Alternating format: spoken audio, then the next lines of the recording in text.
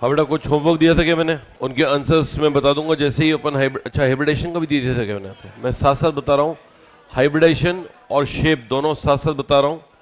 जिन लोगों ने किया है वो चेक कर लेना, और जिन्होंने नहीं किया है वो कुछ मत करना, क्योंकि वो आप जब अपने आप करोगे तब उसके बाद में ज़्यादा ठीक रहेगा, वो चेक तब हो पाएगा। ऐसे ही कोई याद तो कर नहीं सकते। चलिए मैं स्टार्ट कर रहा हूँ फर्स्ट से। फर्स्ट का आंसर है linear SP, second same answer linear SP, तीसरे का जवाब है ओजोन का bent sp2। Ozone is bent sp2 followed by NO2 plus, fourth example है लीनियर sp। पांचवा NO2 minus it is bent sp2। NO2 minus bent sp2 के बाद में NO3 minus is trigonal planar sp2। NO3 minus trigonal planar sp2 के बाद में seventh example NH2 minus है bent V shape और sp3 hybridised. Bent V shape sp3 के बाद में ammonium tetrahedral sp3। Ammonium tetrahedral sp3 के बाद में PCl3 sp3 trigonal pyramidal. PCl3 is trigonal pyramidal sp3 के बाद में PCl4 plus is tetrahedral sp3। PCl4 plus tetrahedral sp3 के बाद में PCl6 negative is square bi pyramidal sp3d2। Square bi pyramidal sp3d2 is PCl6 negative. उसके बाद में SO3 minus 2 is trigonal pyramidal sp3। Trigonal pyramidal sp3 के बाद में SF4 is seesaw sp3d। Seesaw sp3d के बाद में ICl2 negative is sp3d trigonal, no it's linear. इसका आंसर है लीनियर sp3d। उसके बाद में 15वां एग्जांपल का सेम आंसर है linear sp3d। Then come 16th example. 16th में ट्रायगोनल पिरामिडल है sp3 है, ट्रायगोनल पिरामिडल sp3 16th है। उसके बाद में 17th ClO4 negative is tetrahedral sp3। Tetrahedral sp3 के बाद में XeF2 is linear sp3d। Linear sp3d is XeF2। फिर XeF4 is square planar sp3d2। Square planar sp3d2 के बाद में XeF6 मैंने क्लास में करवा दिया था, डिस्टॉर्टेड ऑक्टाहेड्रल sp3d3। उसके बाद में जेनॉन ऑक्सीजन डाइफ्लोराइड है, इसका बेंट टी शेप है और हाइब्रिडाइजेशन sp3d है। It is bent T shape and sp3d hybridisation. Then comes XeOF4 it square pyramidal sp3d। इससे पहले वापस बता देता हूँ, 20th से बोल रहा हूँ। 20th XeF6 distorted octahedral sp3d3। 21st is XeOF2 bent T shape sp3d। Then 22nd is XeOF4 which is square pyramidal sp3d2. Then comes XeO2F2 which is seesaw sp3d.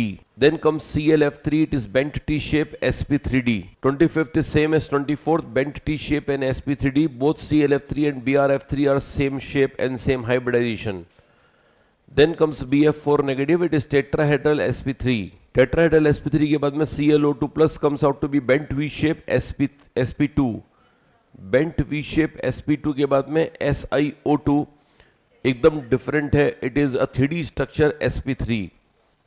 It is not the one that you have calculated. आपने जो calculate किया है वो गलत आएगा, क्योंकि इसके अंदर एक्सेप्शन आता है। क्या आता है वो भी जस्ट बताऊंगा आपको।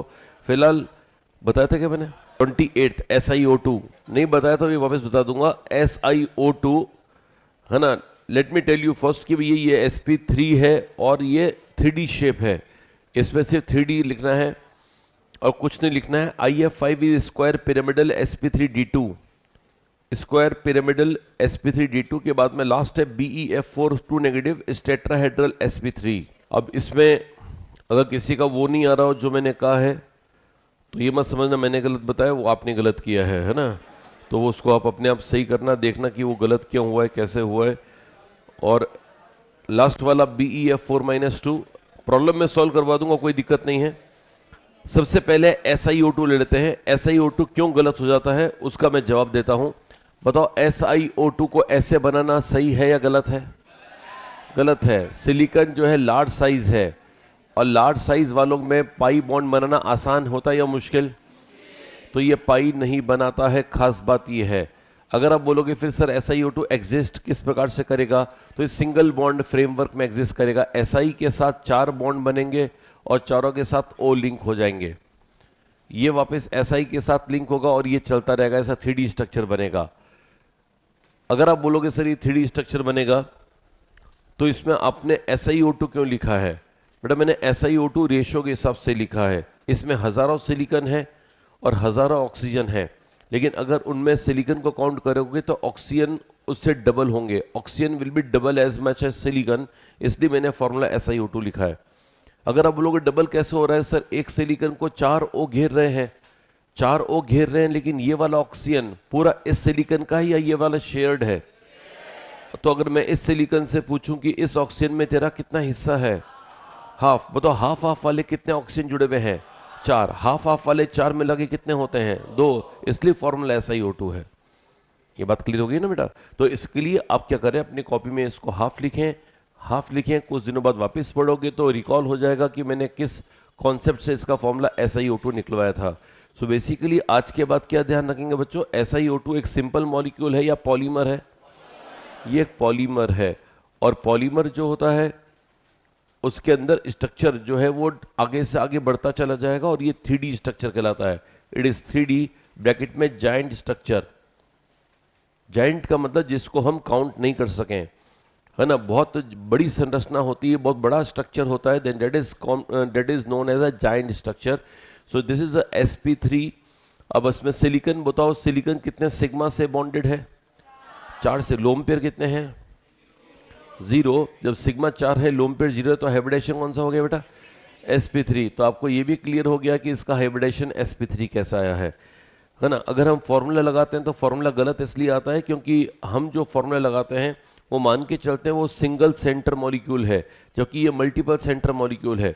इसका मतलब हमें एक बात और समझ में आ गई कि वो डिवाइड बाय 8 फॉर्मूला तब तक सही है जब तक मॉलिक्यूल में एक ही सेंटर है। अगर एक से अधिक सेंटर्स हैं, the formula should not be applied. ठीक है ना? तो इसका मतलब ये कि आगे से जब भी आप एग्जाम में करें तो देख लें पहले कि मॉलिक्यूल सिंगल सेंटर या मल्टीपल सेंटर है। ऑफ कोर्स ज़्यादातर पी ब्लॉक के कंपाउंड्स, ज़्यादातर एग्जांपल्स जो आपको मिलेंगे वो सारे सिंगल सेंट्रिक मिलेंगे, but then you have to emphasise on those molecules which are multi centric like SiO2। SiO2 exam के लिए बहुत इंपॉर्टेंट सवाल है। एग्जाम के प्रेशर में अचानक हमारे को याद नहीं रहता है कि एग्जैक्टली सर ने क्या बताया था। ये वापस पी ब्लॉक में भी आएगा, तब ध्यान रख लीजिएगा। पी ब्लॉक में इसी कंपाउंड को मैं नया नाम दूंगा and the new name will be 3D silicate. P block में इसका नया नाम आ जाएगा 3D सिलिकेट। ये 3D सिलिकेट होता है। ठीक है जी? तो ये बात ध्यान रखना, ये सारी बातें इंपॉर्टेंट है।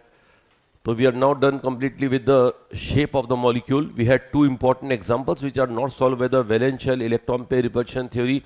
One is AgZF6, that is distorted octahedron structure या capped octahedron, जो मैंने बताया था NCERT की कवर पेज पे भी ड्रॉ कर रखा है, मैंने बताया था।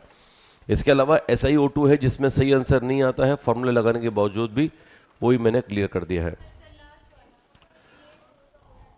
BeF4 का होल ट्वाइस नहीं है, -2 है, राइट? ये वाला है ना एग्जांपल बेटा। तो इसमें कैसे करना चाहते हैं वो देखते हैं। बेरिलियम के वैलेंस इलेक्ट्रॉन बताइए। बेरिलियम के वैलेंस इलेक्ट्रॉन 2 है ना बेटा। Beryllium belongs to which group? Second group. Valence electron 2 है, -2 चार्ज है, मतलब अब वैलेंस इलेक्ट्रॉन कितने हो गए? 4। 4 में से काम कितने आ गए? चारों काम आ गए। तो बताओ चारों में से चारों काम आ गए तो लोन पेयर कितने हैं? जब लोन पेयर 0 है, सिग्मा कितने हैं? 4 सिग्मा और 0 लोन पेयर वाले का हाइब्रिडेशन sp3 स्ट्रक्चर टेट्राहेड्रल। और ऐसा ही है ना बेटा।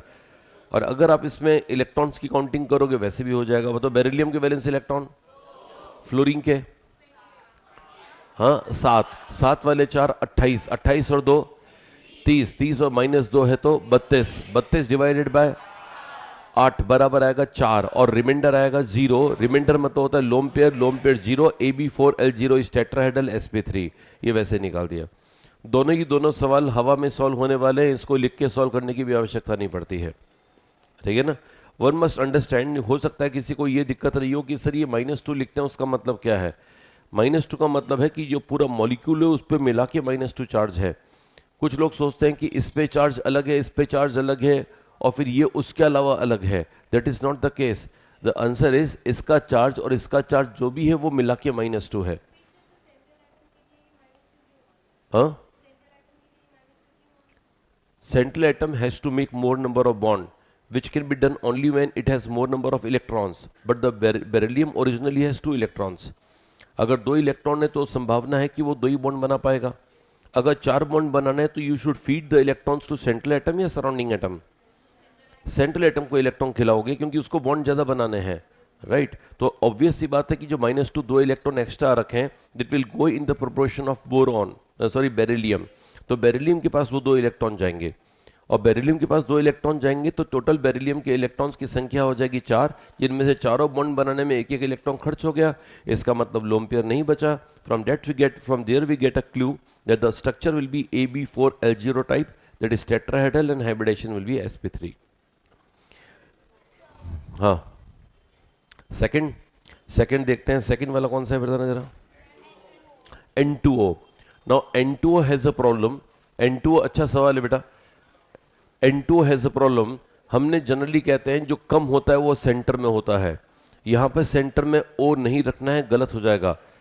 वैसे आप सेंटर में O को रख भी दोगे ना तो आंसर वही आएगा जो कि मैंने निकलवाया है ना? लेकिन आपको ये ध्यान रखना है कि N2O इज प्रिपेयर्ड बाय, सुनना ध्यान से, लाइन बोल रहा हूं, N2O is prepared by oxidation of nitrogen gas. बताओ मेरे को, नाइट्रोजन गैस क्या होती है? N ट्रिपल बॉन्ड N होता है कि नहीं होता है बेटा? इसमें जब इसका जब ऑक्सीडेशन करते हैं, मतलब ये जब ऑक्सीजन से टकराएगा हाई टेम्परेचर पर, तब ये N2 इस O से लिंक होगा। अगर इस N2 को O से लिंक करना है तो पहले तो आप बताओ ऑक्सीजन के वैलेंस इलेक्ट्रॉन कितने होते हैं? 6 को अगर 2 इलेक्ट्रॉन इससे चाहिए तो क्या इसके पास लोन पेयर है? इसका मतलब इन दोनों में कौन सा बॉन्ड बनेगा? Coordinate bond. अगर ऐसा होगा तो क्या N ट्रिपल बॉन्ड N और कोऑर्डिनेट बॉन्ड O बना सकते हो? अब सोच के बताओ इसमें सेंटर एटम कौन है? सिग्मा कितने हैं? सिग्मा कितने हैं? 2। सिग्मा उतने होते हैं जितने सराउंडिंग एटम होते हैं। सराउंडिंग एटम 2 है तो सिग्मा भी कितने हो गए? 2। लोन पेयर कितने हैं? लोन पेयर जो एक था वो यूज हो चुका है, तो अब इसमें लोन पेयर है या नहीं है? 2 सिग्मा और 0 लोन पेयर वाले का स्ट्रक्चर AB2L0 होगा कि नहीं होगा? AB2L0 का शेप क्या होगा? Linear, and the hybridisation will be sp। रदन हो गए ना बेटा? चलिए, एनी अदर एग्जाम्पल? N2 अच्छा एग्जाम्पल था क्योंकि it is out of the ordinary examples, मतलब जो ऑर्डिनरी एग्जाम्पल्स करते हैं उससे अलग है, इसलिए N2 is a good example.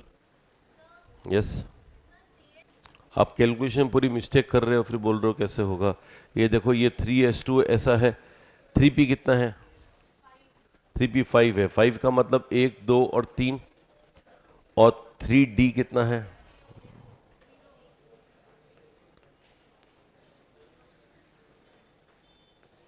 चलिए, ऐसे कुछ है। अभी मुझको बताओ, अभी इसके पास कितने अनपेयर्ड है? 1। लेकिन अगर ये ClF3 बनाना है तो एक्साइटेड में जाएगा। एक्साइट में जाएगा तो ये इलेक्ट्रॉन यहाँ पर एक्साइट होगा। अगर ये इलेक्ट्रॉन यहाँ पर एक्साइट हो गया तो बताओ ये वाला इलेक्ट्रॉन, ये वाला इलेक्ट्रॉन, ये वाला इलेक्ट्रॉन अनपेयर्ड है तो 3 बॉन्ड बनाएगा, और फिर ये लोन पेयर हो जाएगा और ये लोन पेयर हो जाएगा। कितने लोन पेयर आ रहे हैं? 2। राइट, हो गया बेटा? Any other problem? बढ़े आगे बेटा। So today we will start a new topic called hybridisation. ठीक है ना? हाइब्रिडाइजेशन शेप हमने निकालना सीख लिया है, बॉन्ड एंगल्स मोर और लेस हमें निकालने आ गए हैं। The new M will be hybridization, तो हेडिंग लगा लीजिएगा हाइब्रिडाइजेशन।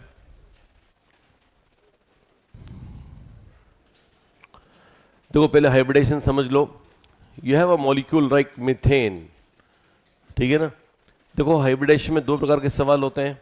एक थियोरेटिकल, जो समझ में भी कम आते हैं और जनरली उनके परसेंटेज आंसर्स भी बहुत पुअर होते हैं, मतलब उनके जो, मान लीजिए हाइब्रिडेशन से संबंधित सवाल एग्जाम में आता है और थियोरेटिकल आ जाता है तो बहुत चांसेस हैं कि गलत हो जाता है लोगों का।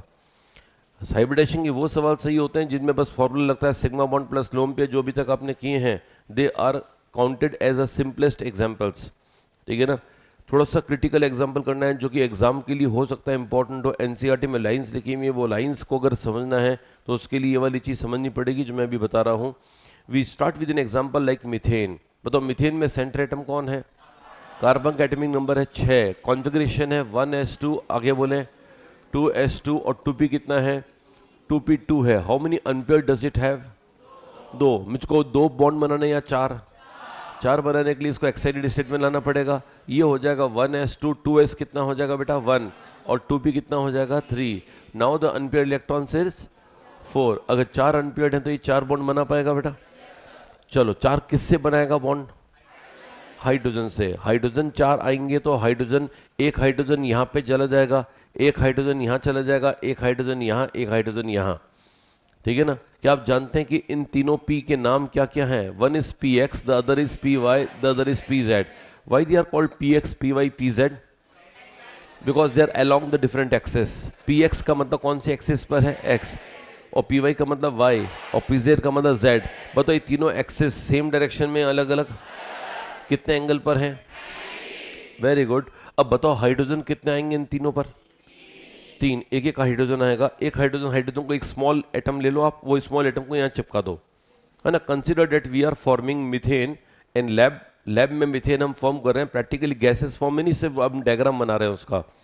तो हम डायग्राम कैसे बनाएंगे? हम 3 स्टिक्स लेंगे, एक स्टिक इस दिशा में, एक स्टिक यहाँ पे, एक स्टिक यहाँ पे, बॉल लेंगे 3, और 3 बॉल को यहाँ पे चिपका देंगे, एक यहाँ पे, एक यहाँ पे, एक यहाँ पे। हम जानते हैं कि चौथा बॉन्ड भी बनेगा, लेकिन उसकी चर्चा बाद में कर लेंगे, पहले इन 3 की चर्चा कर लेते हैं।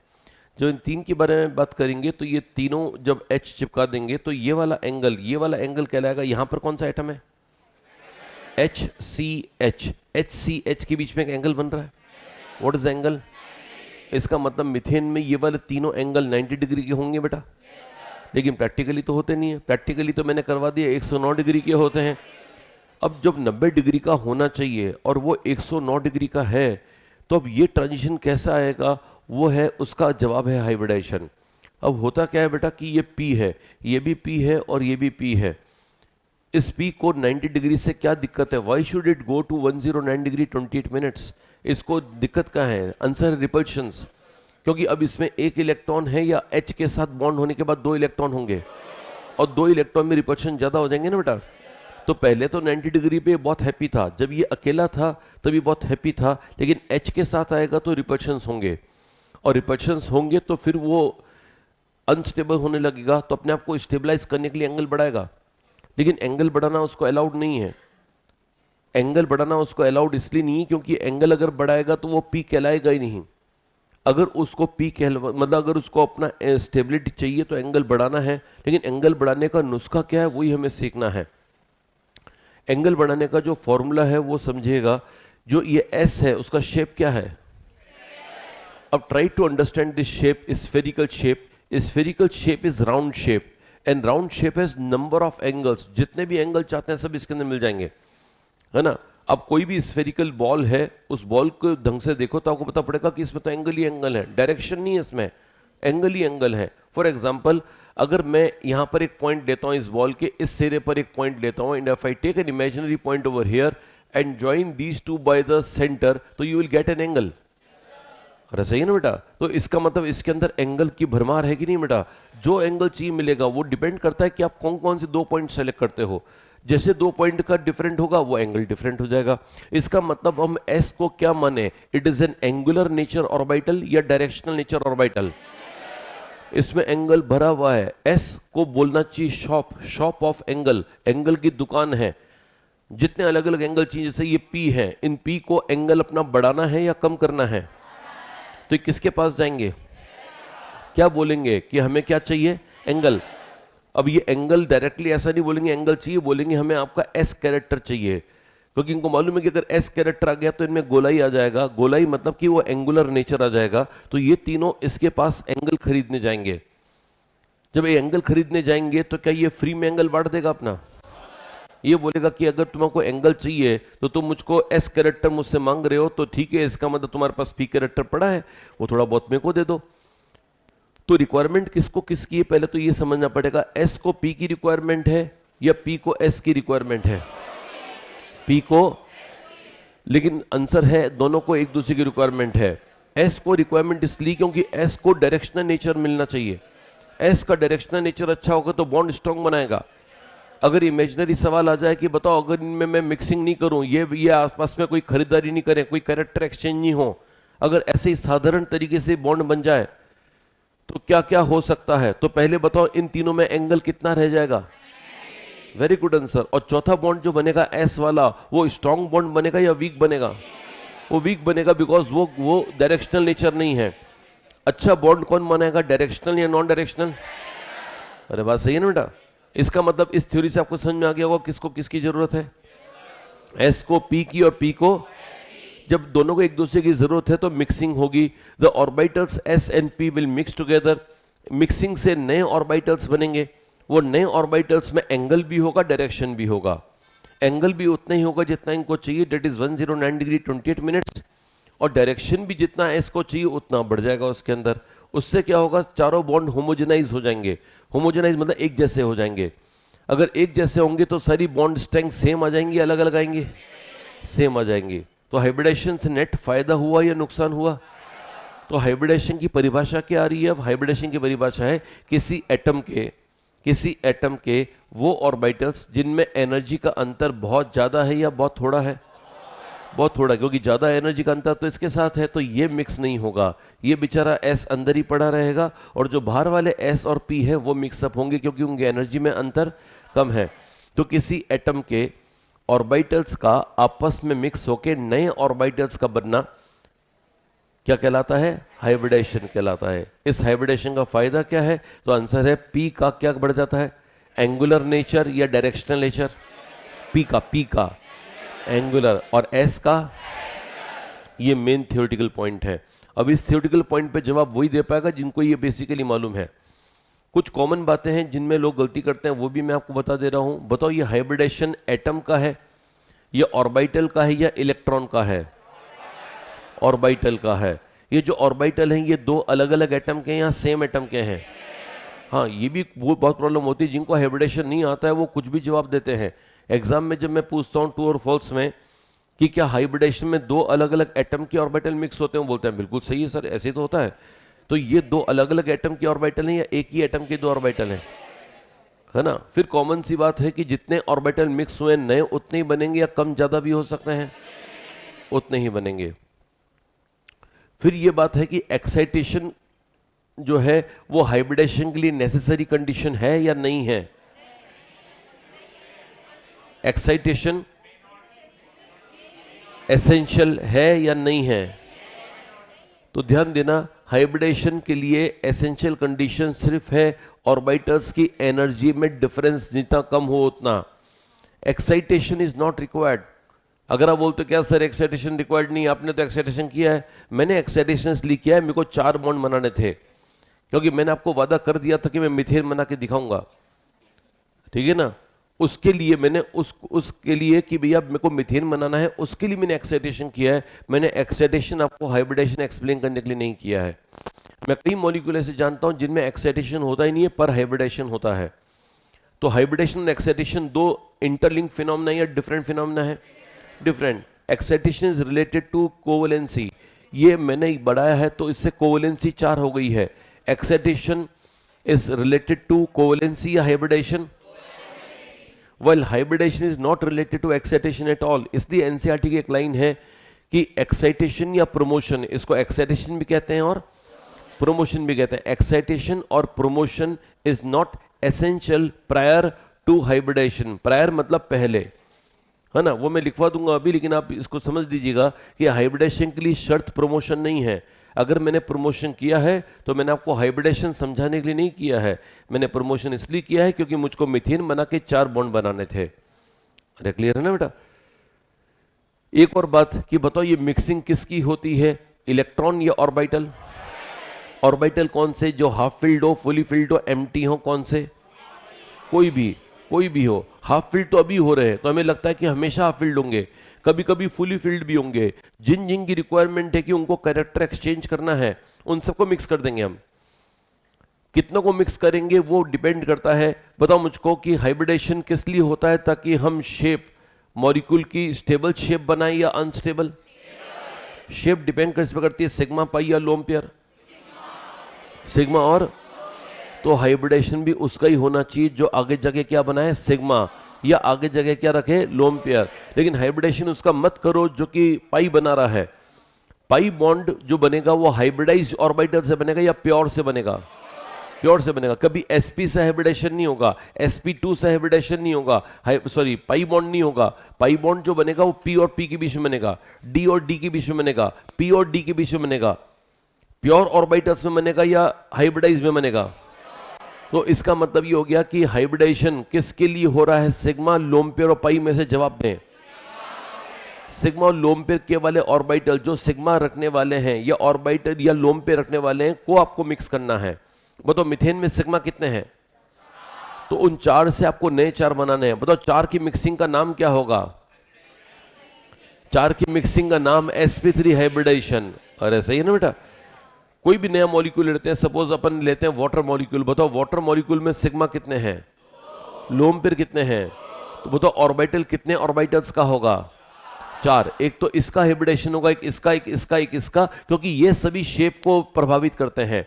जो जो शेप को प्रभावित करेगा उसको सुधारना जरूरी है, क्योंकि जिस पर शेप डिपेंड कर रही है, अगर मैंने उसको बगैर सुधारे यहां पे लिख दिया तो शायद एंगल वो नहीं मिलेगा जो आइडियल एंगल होना चाहिए। यानी सुधार कार्य किस पे करना है? जो शेप को प्रभावित कर रहा है या जो शेप को प्रभावित नहीं कर रहा है? और शेप को प्रभावित कौन कर रहा है? सिग्मा और लोन पेयर। इसलिए मैंने हाइब्रिडेशन का फॉर्मूला निकाला है, hybridisation is equal to sigma plus lone pair. अरे सही है ना बेटा? This is simplest formula we can imagine. ठीक है ना? और ये फॉर्मूला वही है जो हम सोच रहे हैं, जो हम कर रहे हैं। ठीक है ना? तो कोई ट्रिक दी हुई हो किसी में कि लोन पेयर इतना या माइनस को ये कर दो, प्लस को घटा दो और हाफ से डिवाइड कर दो, ऐसे कई सारे फॉर्मूला और मिलेंगे।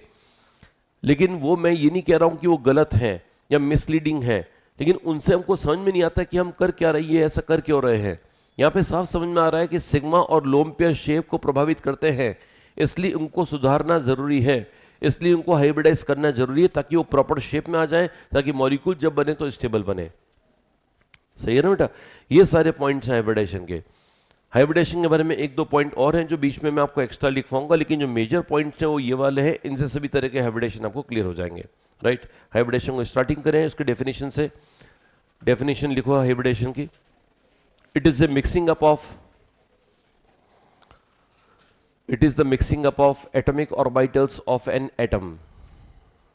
It is the mixing up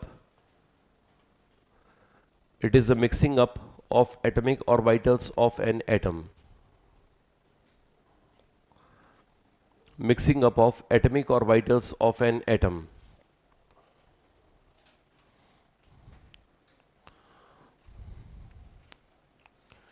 अब इसके बारे में कुछ स्पेशल पॉइंट लिखवा रहा हूं, वो देख लीजिएगा। स्पेशल पॉइंट लिख लीजिएगा। ये डेफिनेशन तो ये हो गई, it is a mixing up of atomic orbitals of an atom. अब नेक्स्ट पॉइंट आ रहा है, only those orbitals can mix, only those orbitals can mix, only those orbitals can mix which have minimum difference in energy, which have minimum difference in energy, which have minimum difference in energy, जिनमें energy का अंतर minimum हो, hybridisation उन्हीं orbitals का होगा। Next, it is the mixing of orbitals, not the electrons. It is the mixing of orbitals, it is the mixing of orbitals, not the electrons. Next, number of orbitals before and after hybridization is same. Number of orbitals before and after hybridization is same. Number of orbitals before and after hybridization is same.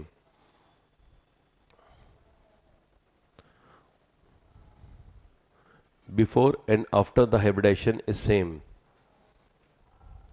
Next, promotion or excitation of electron, promotion or excitation of electron, promotion or excitation of electron is not essential, is not essential prior to hybridization, is not essential prior to hybridization.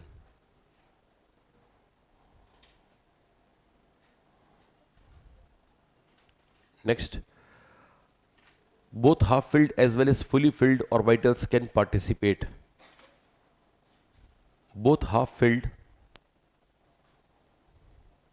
and fully filled orbitals can participate. Both half-filled and fully filled orbitals can participate. Next, only those orbitals will mix, only those orbitals will mix which are related to sigma and lone pair. Only those orbitals will mix which are related to sigma and lone pair. Related to sigma and lone pair.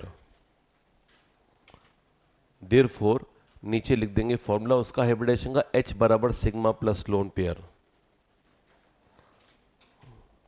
H बराबर sigma plus lone pair, ठीक है ना। अगर molecule आपके पास ये है बेटा ABNLM type molecule है, बताओ इसमें सिग्मा कितने बताए मैंने हमेशा, N, लोन पेयर कितने बोले M, तो बताओ हाइब्रिडेशन का फॉर्मूला क्या हो गया, N प्लस M हो गया ना बेटा। इस N प्लस M को एक नाम मैंने पिछली टर्म पे बताया था, स्टेरिक फैक्टर बोलते हैं। क्या बोलते हैं? Steric factor. तो किसी मॉलिक्यूल का स्टेरिक फैक्टर पूछ लें तो आपको समझ में आ जाना चाहिए कि हमें N और M का एडिशन पूछा है ना। इस N प्लस M की वैल्यू कभी कभी 2 होगी, तो कभी 3 होगी, 4 भी हो सकती है, 5, 6 या मैक्सिमम 7 होगी। जब N और M मिलाकर 2 हैं तो हाइब्रिडेशन कौन सा है? sp। फिर आगे बोलो sp2, आगे क्या होगा? sp3, फिर होगा sp3d, फिर होगा sp3d2 और लास्ट होगा sp3d3। 28 minutes is 1 degree is equal to 60 minutes. 28 minutes is a smaller value of angle, मतलब कि जो जैसे होता है ना मीटर सेंटीमीटर, अगर कोई डिस्टेंस है वो 100 मीटर है और 26 सेंटीमीटर है तो हम उसको कैसे लिखते हैं? 100 मीटर 26 सेंटीमीटर। तो सेंटीमीटर भी तो एक लेंथ की इकाई है, यूनिट है ना, वैसे कि वैसे एंगल की छोटी इकाई का नाम है मिनट। एंगल की, it is a smaller unit of angle, right.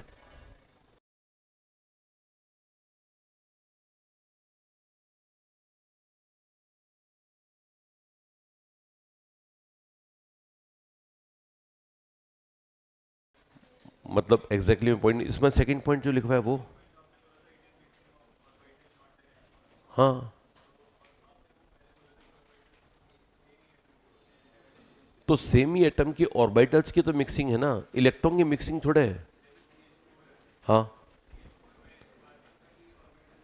Carbon का S और कार्बन के P ही मिक्स होंगे, इसी मिक्सिंग का नाम हाइब्रिडेशन है। एक एक नहीं, वो bond formation, that is overlapping, वो इसके बाद में बताऊंगा। अभी अपन सिर्फ कर रहे हैं कि बॉन्ड बनाने के पहले जो सेंट्रल एटम अपने ऑर्बिटल्स को मैनेज कर रहा है, उस मैनेजमेंट का नाम हाइब्रिडेशन है, ठीक है ना। देखो बेटा ये क्या पूछ रहा है, ये बोल रहा है कि सर जैसे ये CH4 है, ये CH4 है, हाइब्रिडेशन अब क्या है? C और H बॉन्ड का बनना ये हाइब्रिडेशन है या कार्बन के ऑर्बिटल्स का मिक्स होना? हाँ, अभी मैं क्या कर रहा हूँ, CH4 जब बनाना है ना, जब मुझको CH4 बनाना है, स्टेप में समझो, मुझको CH4 बनाना है तो मैंने पहले कौन सा एटम देखा? मैंने कार्बन के ऑर्बिटल्स को मैनेज किया, हाइब्रिडाइज किया, ताकि कार्बन के ऑर्बिटल्स ऐसे नहीं दिखें, मुझको ऐसे नहीं दिखाना है। ये है 3p और एक s, मैं ये नहीं चाहता हूं, मेरे को मालूम है कि ये आगे जाके रिपल्शन ज्यादा करेंगे, तो मैंने इनको मिक्स कर दिया और अब मैं इसको इस शेप में लेकर आ गया। जब मैं ऐसे लेकर आ गया, अब मैं बोलूंगा हाइड्रोजन को yes now you can come. अब हाइड्रोजन जब आएगा तो उस प्रोसेस का नाम हाइब्रिडेशन नहीं है, उस प्रोसेस का नाम ओवरलैप है जो बाद में आएगा इसके। हाँ सर, बताओ मुझको, जो हाइब्रिडेशन होगा उस हाइब्रिडेशन में मैंने आपको कुछ दिनों पहले बताया था, हाँ सुन लो बेटा ढंग से, कुछ दिनों पहले मैंने बताया था कि किसी भी एटम पर अटैक करने वाले एटम अनलिमिटेड नहीं होते हैं। मैंने कहा था जनरली ये संख्या 7 पे खत्म हो जाती है। अगर आपको याद हो तो जब मैं आपको शेप समझा रहा था तो मैंने AB7L0 लास्ट लिया था, याद है ना बेटा?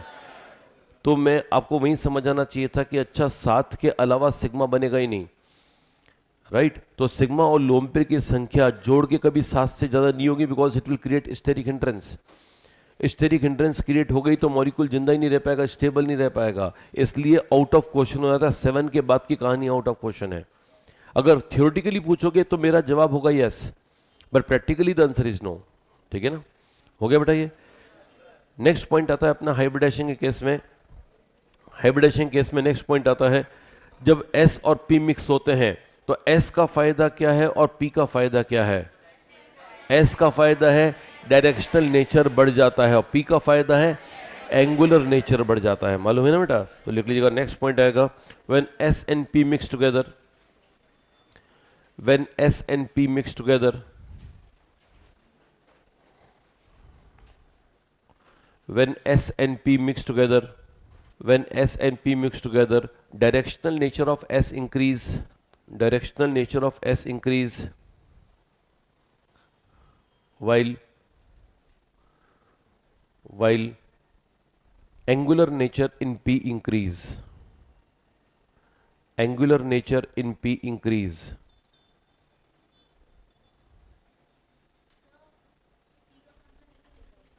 डी, डी का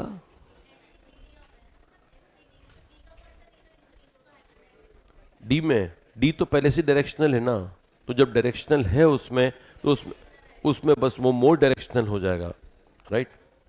नेक्स्ट लिखें, बताओ जब मिक्सिंग होगी, सोच के देखो बेटा, जब मिक्सिंग होगी शुरुआत में शेप था मान लो एस और शुरुआत में पी ऐसा था, ये दोनों अलग अलग शेप के थे या सेम शेप के? साथ में इनकी एनर्जी सेम थी या अलग अलग? बहुत नियरली सेम थी, लेकिन फिर भी अलग अलग है ना। 2s कम एनर्जी का होता है और 2p ज्यादा एनर्जी का होता है। इनिशियली इनकी शेप भी अलग थी, एनर्जी भी अलग थी, लेकिन अगर मिक्स हो गए तो इनकी शेप ऐसी हो जाएगी और एनर्जी भी सेम हो जाएगी, क्योंकि ऐसे ऐसे कितने ऑर्बिटल्स मिलेंगे? 2, क्योंकि ये 2 ऑर्बिटल्स से मिक्स होने के बाद ऑर्बिटल्स 2 ही मिलेंगे, लेकिन जो 2 मिलेंगे उनकी शेप सेम होगी, एनर्जी सेम होगा या सब सेम होगा? इसका मतलब after hybridization is done it homogenizes the property. Homogenize property का मतलब है एक जैसा बिहेवियर हो जाएगा in terms of shape as well as energy, right. लिख लीजिएगा, after hybridization, after hybridization the new orbitals have almost equivalent shape and energy. After hybridation, comma, the new orbitals have almost equivalent, after hybridation, the new orbitals have almost equivalent shape and energy.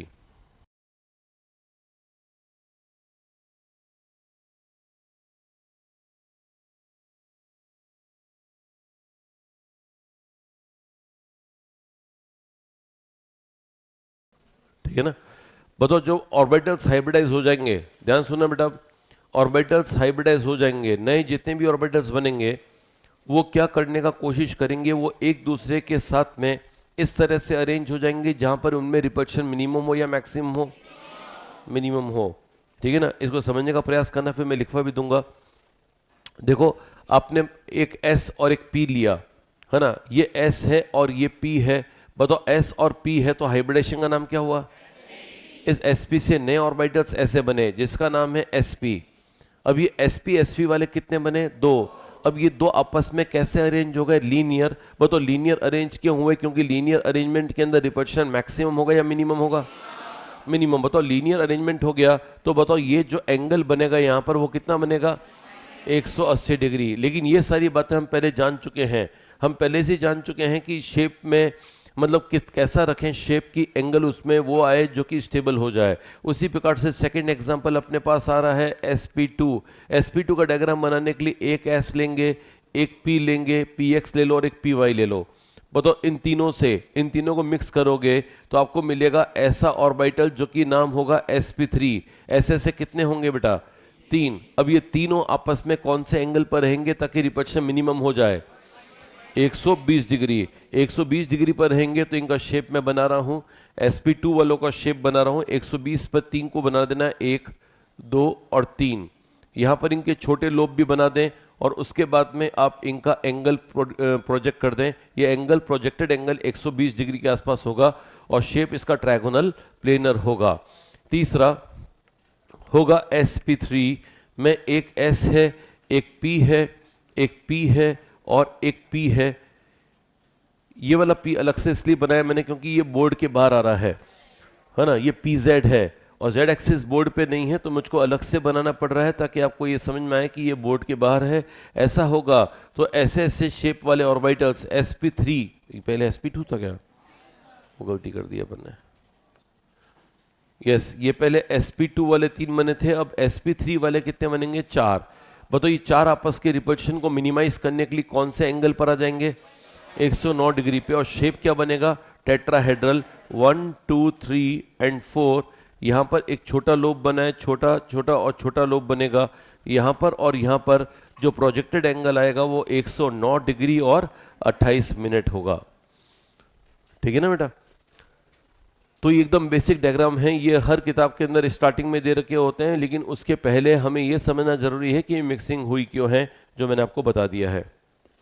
Xenon जो है वो bond जो बनाता है वो 6, अब मतलब 8 bond तो छोड़ो, वो एक भी बॉन्ड क्लोरीन के साथ नहीं बना सकता है। Xenon has property to make bond only with 2 atoms in the universe, fluorine and oxygen, तीसरा एटम हो ही नहीं सकता। Xenon is so much less reactive कि जब तक सामने वाला हाईली रिएक्टिव नहीं हो बॉन्ड ही नहीं बनाएगा वो। हाईली रिएक्टिव के एग्जांपल्स हैं F and O, because with small size and high electronegativity, इसलिए एफ एंड ओ के साथ ही जेनॉन बॉन्ड बनाएगा, है ना। अगर आपने 8 बॉन्ड का सुना हुआ है तो वो सही है, बट वो उसमें 4 सिग्मा और 4 पाई होते हैं, उसमें भी आप हाइब्रिडेशन निकालोगे, सिग्मा का होगा 4 और 4 सिग्मा का sp3 है, फिर भी वो sp3d4 तक नहीं जा रहा है। सही है ना बेटा। तो हमको सोचने में ऐसे कंपाउंड आएंगे, लेकिन जब प्रैक्टिकली देखोगे उस मॉलिक्यूल को तो अपने आप पता चल जाएगा कि सिग्मा की संख्या कभी 7 से ऊपर कभी जाएगी नहीं, राइट। चलिए अब मुझको बताएं कि इसके बाद में एक लास्ट में एक नोट आएगा, और वो नोट ही आएगा कि बताओ हाइब्रिडेशन किसके लिए कर रहे हैं हम, सेंटर एटम या सराउंडिंग एटम, सेंट्रल एटम। क्या वो सराउंडिंग एटम से इन्फ्लुएंस होता है या नहीं होता है, सराउंडिंग एटम कौन है, इस पर हाइब्रिडेशन क्या है ये डिपेंड करेगा क्या। अरे यार, सराउंडिंग एटम जो भी है सिग्मा ही तो बना रहा होगा ना, और लोन पेयर तो उसके बाद फिक्स होते हैं। अरे बोलो भाई, सेंट्रल एटम का मेरी बात सुनना, ये सेंट्रल एटम है, ये सेंट्रल एटम है। सपोज अपने लिया कार्बन, अब कार्बन के साथ में H लिया, यहाँ पे H लिया और यहाँ पे H लिया। अगली बार मैंने कार्बन के साथ में यहाँ पे Cl लिया, यहाँ पे Cl लिया, यहाँ पे Cl, यहाँ पे Cl। मैंने कहा मैंने सराउंडिंग एटम को चेंज कर दिया है। सराउंडिंग एटम को चेंज करने से हाइब्रिडेशन इन्फ्लुएंस हो रहा है या नहीं हो रहा है, हाँ नहीं हो रहा है। लेकिन एक बात ध्यान रखना, हाइब्रिडेशन का आसान या मुश्किल होना सराउंडिंग एटम पर डिपेंड कभी कभी करता है। कैसे करता है ये मैं समझा दूंगा, लेकिन आपको ये ध्यान रखना है, लाइन सुनना ध्यान से, कि जब सराउंडिंग एटम मोर इलेक्ट्रोनेगेटिव होगा तब सेंट्रल एटम का हाइब्रिडेशन आसान हो जाएगा। मैं ये नहीं बोल रहा हूं कि अगर इलेक्ट्रोनेगेटिव नहीं होगा तो हाइब्रिडेशन नहीं होगा, but the process is ease of hybridisation. अगर आपको हाइब्रिडेशन आसानी से करना है तो सराउंडिंग एटम कैसा ले लें, मोर ईएन वाले या लेस ईएन वाला। इसका मतलब सराउंडिंग एटम की ईएन सेंट्रल एटम के हाइब्रिडेशन को इन्फ्लुएंस करता है या नहीं करता है, करता है। कैसे करता है, क्यों करता है, फिर समझा दूंगा। ये पॉइंट लिख लीजिएगा नोट के फॉर्म में, नोट लिख दीजिएगा। The electronegativity of the surrounding atom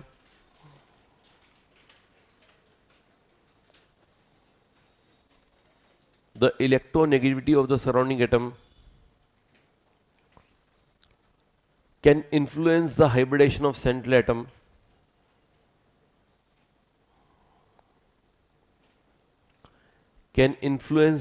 hybridation of central atom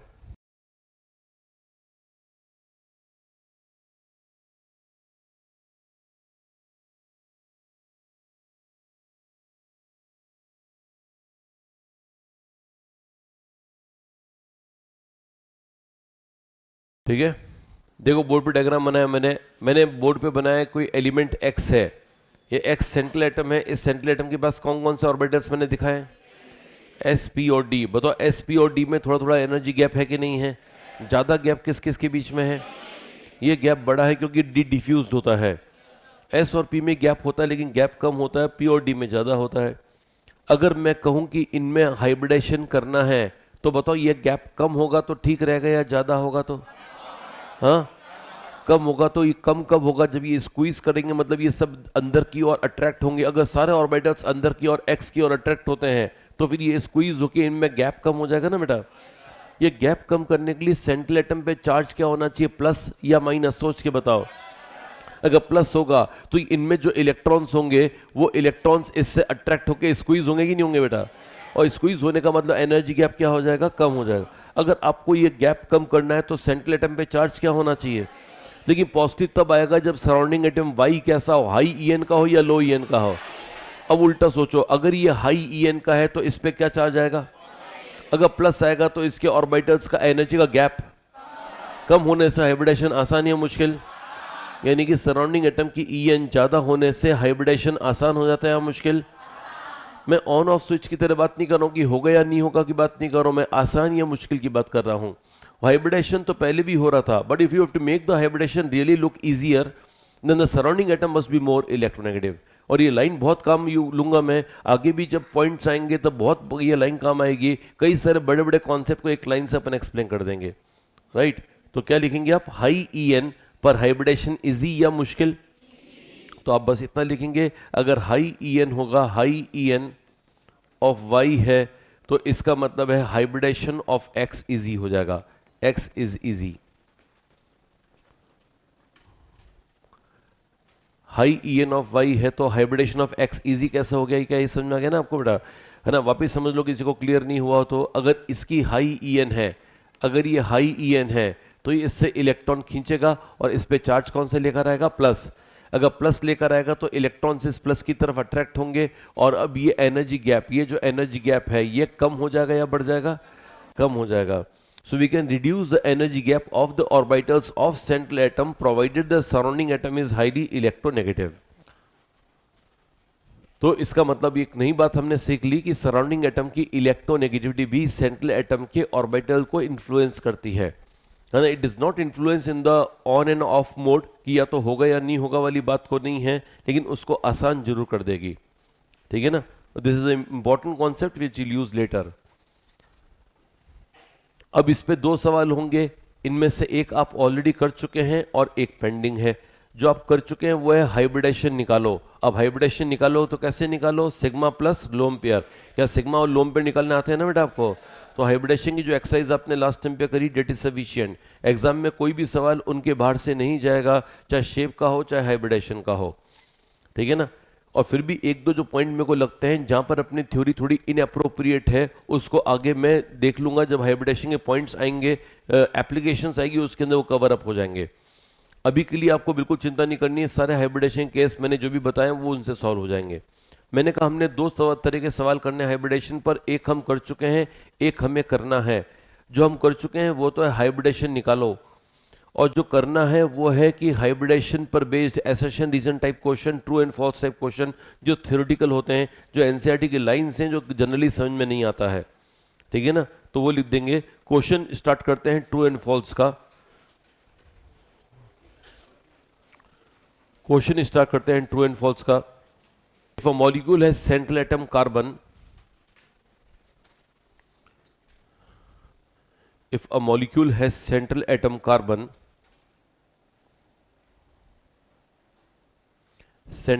carbon, comma, it will show hybridation only when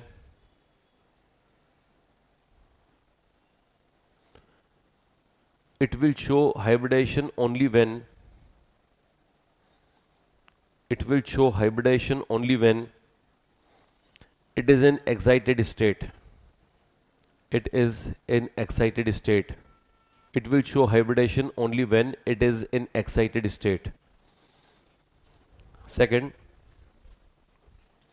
in CO2, comma, pi bonds are formed. Pi bonds are formed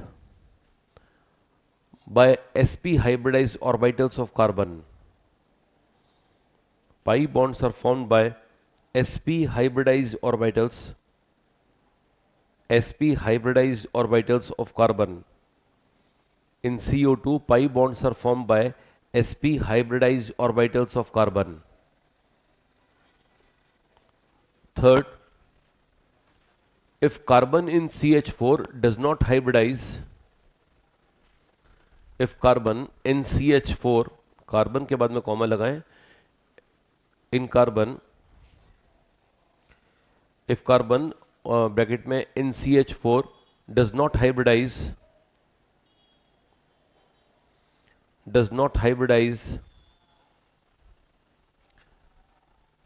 then CH4 will become planar.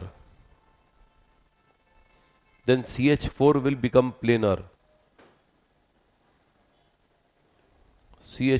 become planar.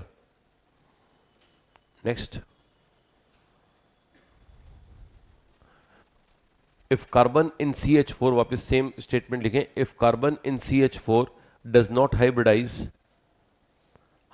तक वैसे के वैसे लिखें, if carbon in CH4 does not hybridize, 3 of its bonds, hybridize के बाद में 3 of its bonds will be stronger than the fourth. 3 of its bonds will be stronger than the fourth.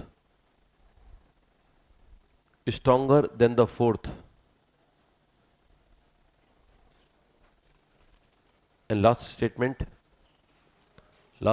है, वापस हाइब्रिडेशन तक कैसे कैसे लिखना है, if carbon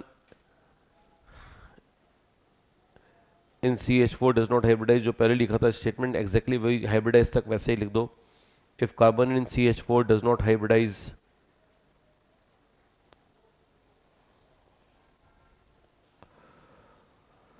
the angles will still be 109 degree 28 minutes. The angles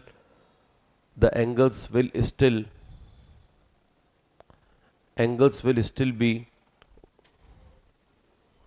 109 degree 28 minutes. ठीक है, चलो let us see them all.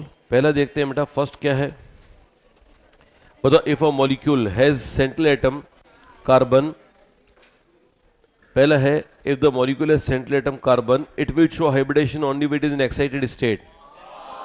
ये फॉल्स है ना बेटा, मैंने साफ साफ लाइन लिखवा रखी है कि एक्साइटेशन और हाइब्रिडेशन में कोई संबंध नहीं है. एक्साइटेशन होता है कोवैलेंसी के लिए, और अभी हम पढ़ रहे हैं हाइब्रिडेशन और एक्साइटेशन में कोई रिलेशन नहीं है. फर्स्ट स्टेटमेंट ट्रू है या फॉल्स है? फॉल्स है. Now second is a good statement. Second में बोल रहा है C डबल बॉन्ड O. आप जानते हैं CO2 ऐसा होता है, C double bond O double bond O. बताओ कार्बन के सिग्मा कितने हैं? लोन पेयर, जल्दी बोलो. 0. हाइब्रिडेशन sp, अरे मालूम है ना sp. अब कार्बन का अगर sp हाइब्रिडेशन है तो sp का मैंने कैसे बनाया था, ये s और ये p मिक्स होगा, तो इससे नए कितने बनेंगे? 2. तो कार्बन के हाइब्रिड ऑर्बिटल्स कितने बनते हैं मैं बताता हूं आपको. 2 बनते हैं. कार्बन के पास 2 हाइब्रिड ऑर्बिटल्स होते हैं, एक ऐसे होता है और एक ऐसे होता है. इसका लोब यहां पर और इसका लोब यहां पर. इसका नाम sp और इसका नाम sp. बताओ हाइब्रिडेशन किसके लिए होता है? For sigma and lone pair या पाई बॉन्ड. लेकिन इसमें सिग्मा तो है, लोन पेयर तो है नहीं. तो इसका मतलब ये वाली चीज जो sp है वो क्या बनाएगा, सिग्मा या लोन पेयर? और ये भी क्या बनाएगा, सिग्मा. तो ये भी सिग्मा बनेगा और ये भी क्या बनेगा, सिग्मा. किसके साथ बनेगा? तो यहां पर है कौन, यहां पर है कौन, O.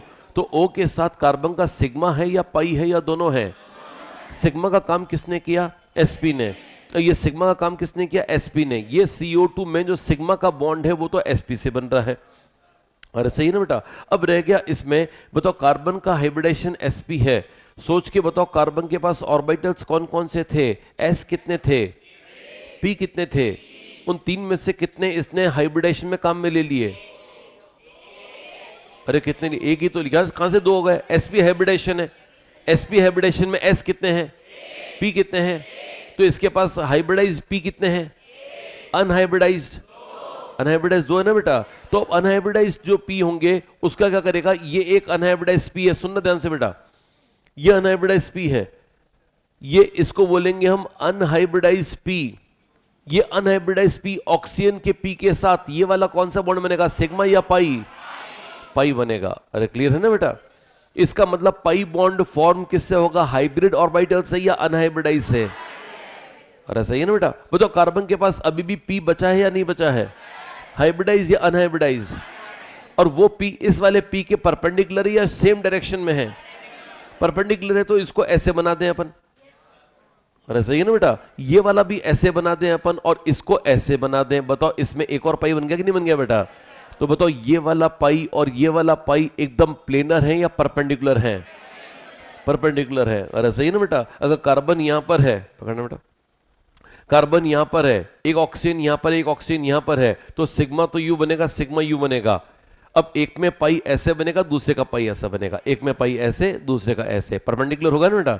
क्योंकि ये वाला पी वाई है तो ये क्या होगा? P Z and P Y and P Z have to be perpendicular. क्या मेरी बात क्लियर हो रही है ना बेटा? It is something like this that happens. इसका मतलब ये जो दो पाई हैं वो दोनों पाई प्लेनर नहीं होते हैं, सेम प्लेन में नहीं होते, ऐसे होते हैं। एक पाई यहां बनता है तो एक पाई यहां बनता है। ये क्लियर है ना बेटा? और it can be well understood by understanding the theory of hybridisation. ठीक है, तो बताओ मुझको कि जो सेकंड पॉइंट है वो आपके अनुसार ट्रू है या फॉल्स है? जल्दबाजी में इसको लोग ट्रू इसलिए कर देते हैं क्योंकि लोग सोचते हैं कि इसमें sp हाइब्रिडेशन तो है, क्योंकि हाइब्रिडेशन निकालना सबको आता है। तो जैसे हाइब्रिडेशन हमारा sp आता है हम थोड़े एक्साइटेड स्टेट में आ जाते हैं, ठीक है ना, ग्राउंड स्टेट को छोड़ देते हैं और वहीं आंसर गलत होने लग जाते हैं। ठीक है ना बेटा? तो ध्यान रखना, second is not correct statement. CO2 is not planar, not non planar, it is linear. जो चीज लीनियर है वो तो हमेशा प्लेन में होगी ना बेटा। दुनिया में कोई भी लाइन बनाओगे वो तो एक ही प्लेन में आएगी ना। वो तो इलेक्ट्रॉन क्लाउड है ना बेटा, शेप में इलेक्ट्रॉन क्लाउड को थोड़ी देखते हैं, नहीं तो हम लोम्बे को ही ले लेते हैं, है ना। जो पाई है वो पाई तो टेरिटरी के बाहर कुछ भी करेगा, उससे मतलब नहीं। जो एटम्स हैं उनकी पेरिफेरी देखते हैं, एटम कहां का, एटम को जोड़ने वाली लाइन कैसे चल रही, वो है लीनियर।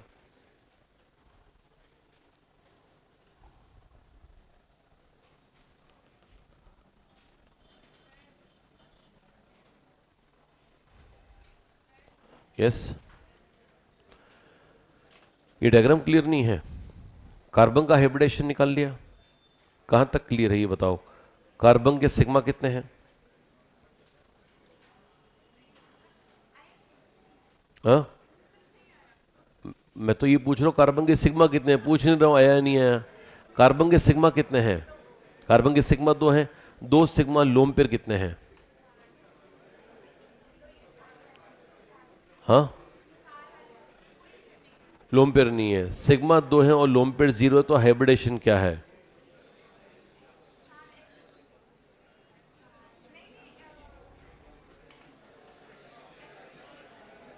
सिग्मा 2 है, लोन पेयर 0 है, हाइब्रिडेशन का formula sigma plus lone pair होता है, तो 2 मतलब sp हो गया।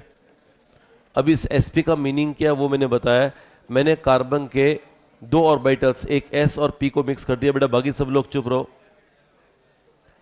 कार्बन के 2 ऑर्बिटल्स को मिक्स कर दिया, जिनमें से एक का नाम था s, एक का नाम था p, उन दोनों को मिक्स किया। मिक्स करके मैंने 2 ऑर्बिटल्स बना दी जो हम हाइब्रिडेशन की थ्योरी में पढ़े हैं। ये वाले क्या काम करेंगे, सिग्मा या लोम पे, ये सिग्मा का काम करेंगे या पाई बनाएंगे? हाइब्रिडाइज ऑर्बिटल्स फॉर्म सिग्मा या पाई? हाइब्रिडाइज और जो ऑर्बिटल्स हुए ना, वो ऑर्बिटल्स हाइब्रिडाइज हुए क्यों हैं?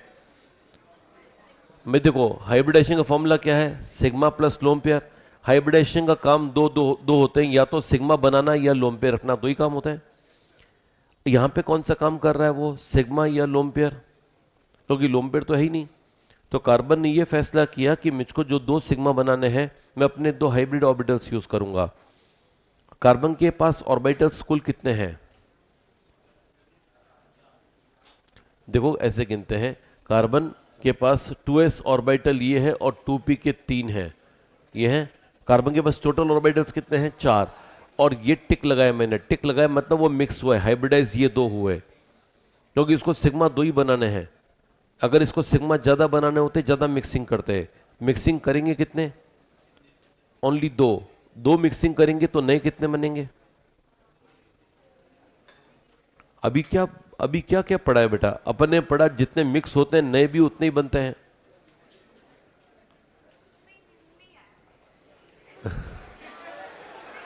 तो कोई बात नहीं, आप क्या करना है, इसको पूरे को वापस पढ़ो एक बार और फिर अपन एक बार और डिस्कस कर लेंगे, राइट? ठीक है ना? तो इसमें क्या है ना कि वापस सब लोग एक बार देख लो, ये कार्बन जो है उसमें सिग्मा कितने बन रहे हैं? हाँ, सिग्मा 2। हाइब्रिडेशन किसका होगा, सिग्मा का या पाई का? और सिग्मा 2 है तो हाइब्रिडेशन भी 2 का होगा। 2 के हाइब्रिडेशन का नाम होता है sp। इसका मतलब कार्बन का एक s और एक p मिक्सअप हुआ है और नए कितने बने हैं, 2। उनमें से एक मैंने यहां शो किया, एक यहां शो किया। जो ये वाला शो किया उसका काम है इस ऑक्सीजन के साथ में सिग्मा बनाना, जो वहां शो किया उसका काम है उस ऑक्सीजन के साथ सिग्मा बनाना। ऐसे करने पर सिग्मा का हिसाब किताब पूरा हो चुका है। साथ में आप ये बताओ इस कार्बन के पास कितने ऑर्बिटल शुरुआत में थे, 4 में से कितने काम आ गए, बाकी जो 2 है वो हाइब्रिडाइज है या अनहाइब्रिडाइज? एक अनहाइब्रिडाइज इसके अनहाइब्रिडाइज के साथ पाई बना रहा है और इसका जो बचा हुआ अनहाइब्रिडाइज है वो उसके अनहाइब्रिडाइज के साथ पाई बना रहा है। ऐसे करके कितने पाई हो गए? और दोनों पाई सेम प्लेन में, अलग अलग प्लेन में है। और CO2 पूरा एक लाइन में है। ये यहाँ पे कार्बन है, ये O है, ये O है, पूरा CO2 लीनियर है। अरे सही है ना बेटा? अब CO2 लीनियर क्यों है? क्योंकि हाइब्रिडेशन कौन सा आ गया, sp। sp के अंदर 2 ऑर्बिटल हमेशा एक लाइन में आएंगे कि नहीं आएंगे बेटा? इसलिए पूरा CO2 एक लाइन में आ जाएगा। CO2 लाइन में आ जाएगा, लेकिन उसकी जो पाई है वो एक तो पाई ऐसे बनेगा, इस तरह की ओवरलैप से बनेगा, और एक परपेंडिकुलर ओवरलैप से बनेगा। इसका मतलब इसके दोनों पाई आपस में परपेंडिकुलर होंगे, इस तरह का शेप रखेगा CO2। अगर ये बात क्लियर है तो बताओ सेकंड वाला स्टेटमेंट ट्रू है या फॉल्स है? False. Let us get on to the third statement. Third statement क्या है? If carbon in CH4 does not hybridise, CH4 will become planar. देखते हैं कार्बन का हाइब्रिडेशन, देखते हैं। बताओ कार्बन का एटॉमिक नंबर 6 का कॉन्फ़िगरेशन बताओ। 1s2, 2s कितना है, 2 है, और 2p कितना है, 2 है। बताओ मुझको स्ट्रक्चर कौन सा बोला आपने को, CH4। बताओ CH4 के लिए कार्बन एक्साइटेड होगा या ग्राउंड रहेगा? मैंने इसको एक्साइटेड स्टेट में ले गया और S में कर दिया 1 और P में कर दिए 3। अब बताओ मुझको कि अगर इसमें मीथेन बनाना है इससे, तो हमको कंडीशन दी हुई है कि CH4 में कार्बन का हाइब्रिडेशन हो रहा है या नहीं हो रहा है। इसका मतलब ये S मिक्स नहीं हो रहा है, ये PX, PY, PZ आपस में मिक्स नहीं हो रहे हैं। मिक्स नहीं होने से क्या फायदा या नुकसान होगा उसकी चर्चा कर रहे हैं। इसमें बोला है कि अगर हाइब्रिडेशन नहीं हुआ तो मीथेन प्लेनर हो जाएगा। बताओ, सोच के बताओ मुझको, इसमें अगर हाइब्रिडेशन नहीं हुआ तो ये बॉन्ड कितने बनाएगा? 4 बॉन्ड बनाने के लिए P कौन सा काम आएगा, PX या PY या PZ? जब तीनों काम आएंगे तो स्ट्रक्चर टेट्राहेड्रल ही तो होगा बेटा। इसका मतलब प्योर टेट्राहेड्रल नहीं होगा, लेकिन 3 बॉन्ड तो उसके प्लेन, अलग अलग प्लेन में आ गए ना बेटा। एक्स एक्सिस भी यूज हो गई, वाई भी यूज हो गई, जेड, जिसमें एक्स वाई जेड तीनों यूज हो गए, वो स्ट्रक्चर प्लेनर होगा या 3 डायमेंशनल होगा? It will not be exact tetrahedral, but the structure will still be non planar. ये स्ट्रक्चर जो बनेगा इससे वो 3D बनेगा ना बेटा। तो हम ये बोलेंगे कि इससे जो CH4 बनेगा, जो CH4 बनेगा वो ऐसा कुछ होगा। ये 3 और चौथा कहीं पे बॉन्ड आएगा, ये कुछ कह नहीं सकते, लेकिन 3 में तो एंगल 90-90 का आएगा, राइट। तो हम ये कहेंगे कि इसमें H यहां पर आएगा, H यहां पर आएगा, H यहां पर आएगा, और ये तीनों H जो है आपस में सेम प्लेन में या अलग अलग प्लेन में है। एक ऐसे होगा, एक ऐसे होगा, एक ऐसे होगा, तीसरा ऐसे होगा। उसको मैं बोर्ड के प्लेन पे शो नहीं कर रहा हूं, लेकिन ये PX से बना हुआ है, ये PY से बना हुआ, और ये PZ से। अब बताओ स्ट्रक्चर इसका 3D होगा या 2D होगा? तो हम बोलेंगे कि इससे बना हुआ स्ट्रक्चर CH4 जो बनेगा ये 3D स्ट्रक्चर होगा, और इसका कारण है PX भी, PY भी यूज हुआ है, PX भी यूज हुआ है, और PZ भी यूज हुआ है। ये इसका सही जवाब है, ठीक है ना? क्या बोलोगे कि CH4 will be a 3D structure या 2D structure? which is because PX, PY, PZ all are used in its production. The structure will still be called a tetrahedral but not a regular tetrahedral. वो regular नहीं होगा क्योंकि उसमें 3 angle तो एक ही होंगे, चौथा एंगल डिफरेंट होगा। जैसे ही मैंने कहा था किसी स्ट्रक्चर में चौथा एंगल डिफरेंट हो जाए या 2 एंगल भी अलग हो तो वो रेगुलर ज्योमेट्री होती है, इररेगुलर?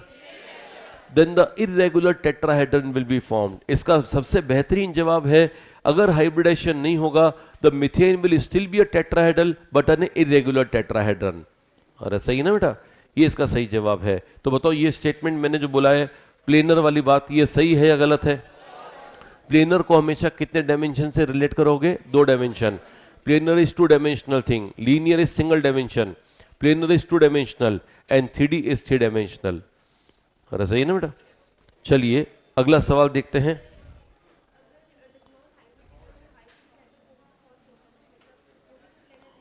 हाँ बिल्कुल, वो तो मैंने इमेजिनरी सवाल बनाया कि अगर हाइब्रिडेशन नहीं होगा तो कुछ लोग सोचते हैं कि अच्छा हाइब्रिडेशन नहीं होगा तो मॉलिक्यूल चपटा हो जाएगा, तो ऐसा नहीं है। अगर हाइब्रिडेशन नहीं होगा तो भी टेट्राहेड्रल ही रहेगा, राइट।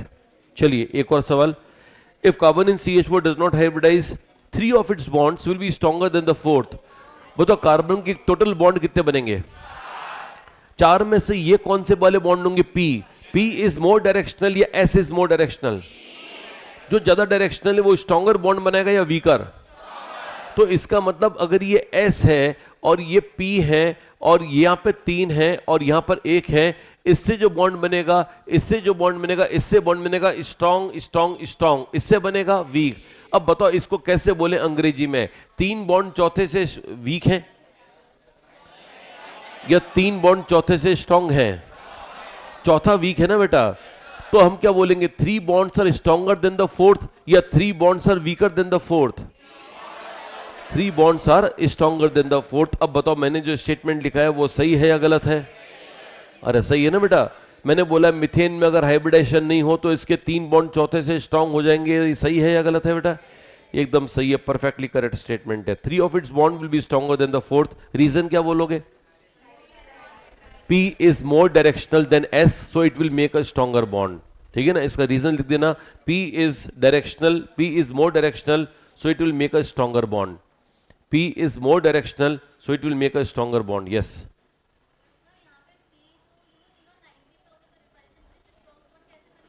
वो रिपल्शन का इंडेक्स अलग है, रिपल्शन से स्ट्रेन आएगा, है ना।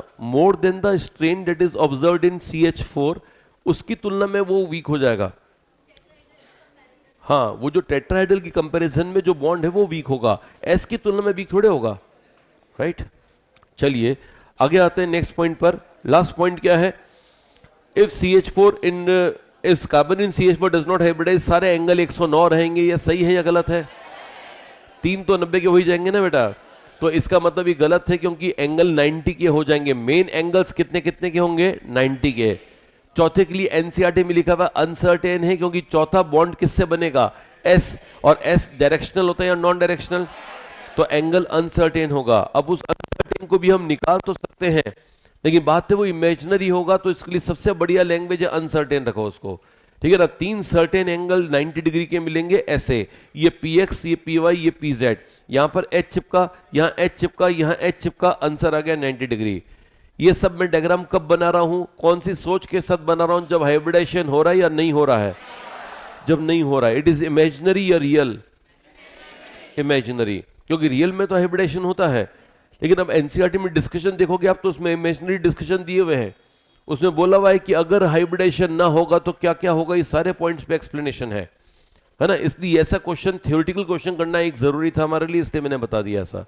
एग्जाम में 2 तरह के सवाल आएंगे, थ्योरेटिकल आएगा तो वो इससे बाहर नहीं जाएगा, और अगर वो वाले क्वेश्चन आएंगे जो हमने हाइब्रिडेशन निकालने वाले हैं वो तो ऑलरेडी कर ही लिए हैं, ठीक है ना। अब आता है कि हाइब्रिडेशन समाप्त होने के बाद में एक नई प्रॉब्लम स्टार्ट होती है, and that is where to apply hybridisation, how to apply hybridisation. जैसे आप एप्लीकेशन ऑफ हाइब्रिडेशन समझोगे, आपको सारे कॉन्सेप्ट जो रहे से कॉन्सेप्ट्स हैं वो भी सारे क्लियर हो जाएंगे। तो लिख दीजिएगा इसके अंदर applications of hybridisation. Next topic अपने पास आ रहा है application of hybridisation.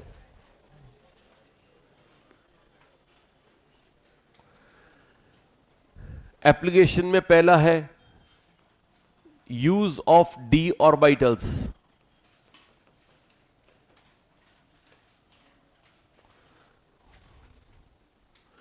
Use of D orbitals,